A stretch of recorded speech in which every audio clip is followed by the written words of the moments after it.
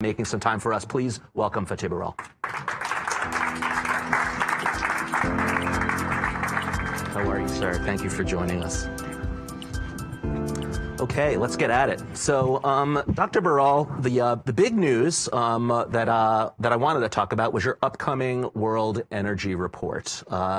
You did an op-ed in last week's Financial Times talking about the fact that this report, for the first time, is moving the peak fossil fuel date down to 2030, just around the corner, which is a big move.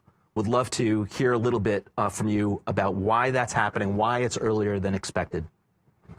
So first of all, many thanks for inviting me to this discussion. Now, at the IEA, we are an energy organization, and one of the beauties of working at the IEA is, in addition to be in Paris, I should say, we have all the energy data at our fingertips. If you ask me now, how much coal is used to produce cement in Indonesia, I can tell you in 5 minutes the answer. I can give you the answer how much solar PV is installed in Zimbabwe, or in the United States, in this oil field, how much oil is produced, or China's decision on electric cars. We have all the energy data in the world, number one. Number two, based on this data, when we look at this data, there is one trend which is coming in this world energy outlook, which is extremely clear. Namely, clean energy transition is happening, and happening faster, much faster than many people realize. Solar, huge increase around the world. It is not only US or Europe, everywhere. The leader is China, but also India, Indonesia, Africa, everywhere. Just to give you one example, this year, of all the power plants in the world installed, of all of them, more than 80% is renewable energies, mainly solar, and the rest, all the other fuels put together. New power plants. New power plants. This year, installed and built around the world. Second, electric cars. Very strong increase. Very strong increase. Only 2 years ago, 1 out of 25 cars sold in the world was electric. So 1 out of 25 2 years ago. And this year, it is 1 out of 5 cars sold as electric. And it is growing. Led by China again, but also in Europe, US, around the world. And many other clean energy technologies. And these are happening because not necessarily driven by climate reasons, but for they are becoming more economic and for energy security reasons. Now, looking at those numbers, especially what is happening in the solar and electric cars, and one more important element that we have to take into account, we see that the fossil fuels are going to peak. What is that element? It is the following. It is China. When you look at the last 10 years, China was responsible more than 2/3 of the global oil demand growth alone, China, globally, more than 1/3 of the global natural gas demand growth, and almost all the growth for coal. And Chinese economy, compared to last 10 years, as everybody, including the Chinese government, everybody agrees that Chinese economy is slowing down and changing. It is also structure from heavy structure of the economy, much lighter, which requires less energy. So putting this, at least 3 main elements together, solar, or renewables in general, big push. Then the second big electrification of the transportation sector, and Chinese economy slowing down put together, we see that the first coal, followed by oil, followed by gas, they are going to peak before 2030 and slowly decline. And this is, I think this is very important, this is without assuming new climate clean energy policies. If they come on top of that, this is with the current regime of regulations. Exactly, and current regime of regulations, and if additional measures, policies come, for example, we have a COP28, the other, I don't know if there will be some international or national regulations, it will accelerate this decline. So this is a very important global trend. It will have implications for the oil investors. Of course, it changes this demand from region to region, but globally, we are seeing a new emerging energy economy. So fantastic news. I would depends on who you are. Depends on who you are. So I'm going to play OPEC for a time now. In the shorter term, not affiliated with OPEC, don't know OPEC, not personal friends, but I'm taking OPEC's perspective. In the shorter term, you have also said, the IEA has also said, that global oil consumption will hit a new record this year of 101.8 million barrels a day, led by the Chinese demand that's will decrease that you're talking about, and Saudi, Russia production cuts, OPEC plus, that will leave global oil in a substantial deficit for the remainder of the year. How do you look at both of those and reconcile that? It's not as though we're in this steady decline. We still have a hill to climb. Definitely. So first of all, you are right. Today we are seeing oil prices flirting with $100, which is, I think, an important risk for the global economy, especially for the emerging energy importing emerging countries, and the inflation numbers. It can push the inflation higher. Now, why oil is going to $100? Basically, there are two reasons for that. One, this year's demand, oil demand, is strong, mainly driven by China rebound from COVID. So this year we expect global oil demand will grow about 2 million barrels per day, more or less, and more than 60% China. But this rebound is finishing next year. So this is one driver. Second driver is Saudi Arabia and Russia, a group, coalition, decided to cut the production. Oil is there. It is not a matter of not having investment for new oil. Oil is there, but not produced.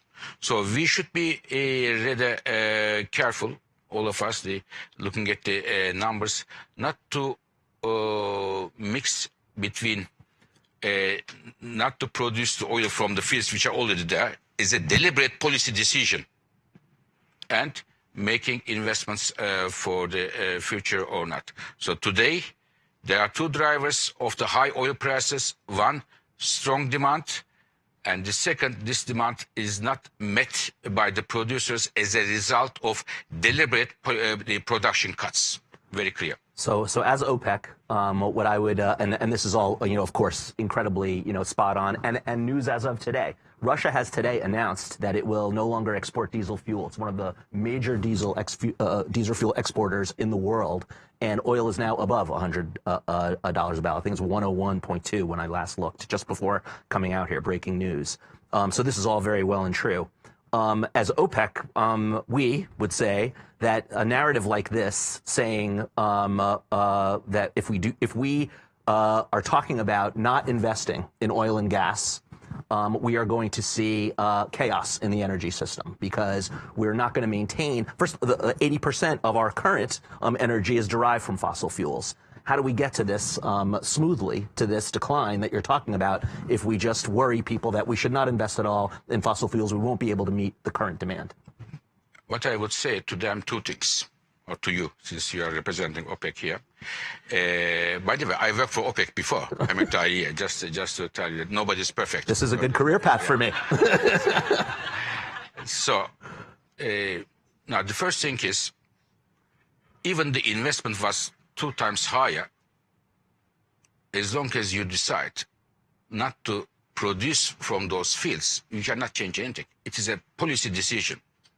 And what I'm seeing is, unfortunately, geopolitics and energy is more and more interwoven. It is not a commercial decision. It's not a business decision. It is a geopolitical decision.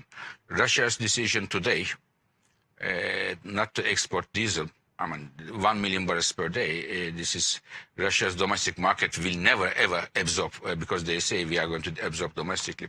It is impossible. I don't think it will be long-lived, but it is a signal to the markets. And again, the recent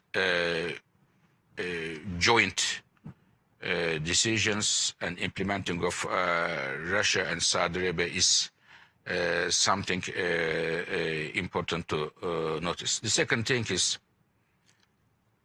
I wish you mentioned OPEC, but in general, oil industry wouldn't misjudge not only the energy market trends, but what is discussed in the streets of the world. Who is responsible for climate change and the impacts of climate change? So if we have 1 or 2 summers like we experienced last summer, I think it will be much more clearer who is responsible for that. And the world will never forget who wanted to find a solution to climate change and the other way around. Okay, well, as OPEC, I am now worried. So thank you for bringing up that point. I really hope that OPEC countries, and one OPEC country is now hosting the COP28, and they are trying to find a solution to this issue of climate change. And this is, we are not, as we are not against oil or gas. Our problem is oil, gas, and coal are responsible more than 80% of the emissions causing climate change. This is the issue. This is we know that. So we all have the energy world, oil companies, renewables, policymakers. We have to all come together and find a solution. This is what we want to do. You just referenced global populations, the summers that we've just had. Yeah. Do you sense a change in Definitely. attitude and in perspective? I travel all the time. If I go to Indonesia, India, Africa, I was in Nairobi. I think people are seeing it. People are seeing it, and I believe many energy industry players are misjudging what is discussed in the streets of the emerging world. Let's I no longer work for OPEC. Let's put that aside. Let's talk about the clean energy transition. Okay. Peak oil is coming. We can relax. 2030, we're going to be rescued, or we'll 1.5 degrees we'll achieve. In short term. Is this a time to be complacent in the energy transition? What would you say to us as we begin this? Not at all. Forum? Peak oil doesn't mean that it will decline the next day. It is, you reach a peak, and it declines very slowly. So, with the current policies, current regime, as you call it, despite the peak, we see a temperature increase about 2.4 degrees Celsius, still much higher than 1.5. If we want to reach 1.5, we need deliberate policies to push renewables, energy efficiency, electric cars, and reduce the use of fossil fuels, starting with coal, but others as well. We will still, even in a net zero world, we will still use oil, gas, but much less than what we are using today. You have been, as we discussed earlier, you have had a very busy week. You've been at very many high-level meetings on the energy transition, on climate. Yesterday, you were at the Climate Ambition Summit. Maybe you could give us some takeaways, and you clearly have your finger on the pulse of attitudes, and we were just talking about the COP20. I know Dr. Sultan was there. We were talking about COP28. What are some takeaways from that, and hopefully what makes you hopeful rather than concerned about some of those discussions, now that we all seem to be on the same page? Okay.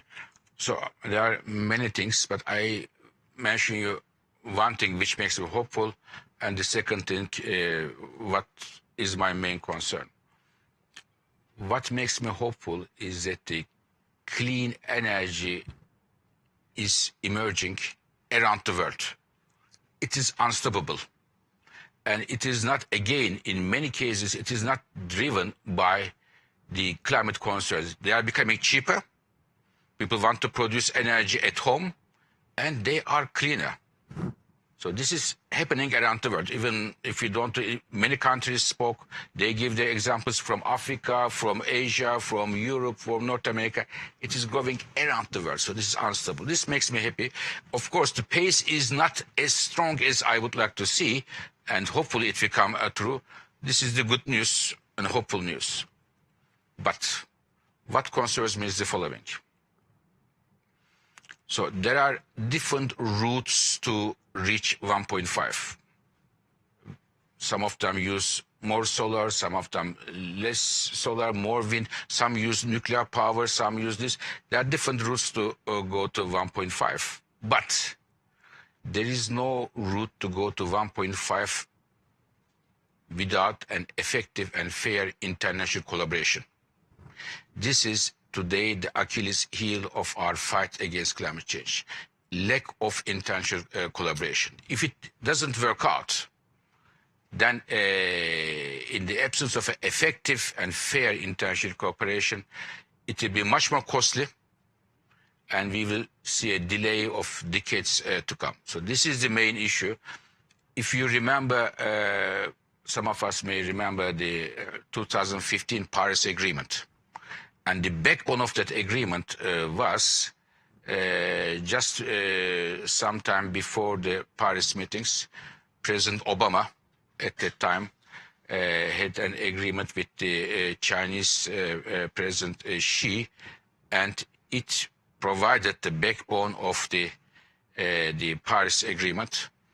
And I very much hope that, I know the geopolitical tensions and difficulties between the United States and China now, but in the interest of this planet, in the interest of the next generations, and even this generation, I think there may be a merit that the US and China may focus on this climate change and go with a common agenda to cope in order to get an agreement. In the absence of an effective international collaboration, our chances, despite what is happening in the clean energy domain, is rather limited. This is my concern. So that is all of our concerns, and my concern in particular at foreign policy. And we could go on for another half an hour, but you're out of time, and your team is ready to give you the hook. But what I will say is that what you just described from the World Energy Report, wonderful things, solar increases, increased EV car sales, but China's economic decline, these are not, they're intentional, but they're also not coordinated. They're just happening. So it is a concern. So we should have talked about the concern first and then the hope of the youth, to leave us with that. But Dr. Burrell, thank you so much for your time. We really appreciate it. Wonderful to hear your firsthand accounts of what's going on.